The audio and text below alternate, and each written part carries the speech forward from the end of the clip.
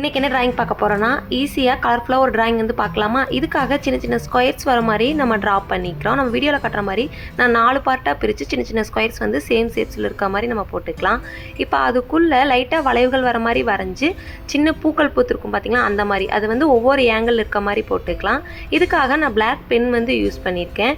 இப்போது எல்லா பாக்ஸ்லேயும் அந்த ஃப்ளவர் மாதிரி நம்ம போட்டுட்டு அந்த வளைவுகளுக்குள்ளே ஒவ்வொரு கலர் வர மாதிரி கலர் பண்ணிக்கலாம். நான் வந்து பென்சில் வந்து யூஸ் பண்ணியிருக்கேன். கலர் பென்சில் பார்த்திங்கன்னா அதை வந்து யூஸ் பண்ணி ஒரு 5 கலர் எடுத்திருக்கேன். ஒவ்வொன்றும் ஒவ்வொரு கலரில் வர மாதிரி கலர் பண்ணிக்கலாம். இப்போது அந்த எக்ஸ்ட்ரா இதில் தவிர அந்த பாக்ஸில் மீதி இருக்க இடம் இருக்குது பார்த்திங்களா, அதை வந்து ஃபுல்லாக பிளாக் கலர் கொடுத்து கலர் பண்ணிக்கலாம்.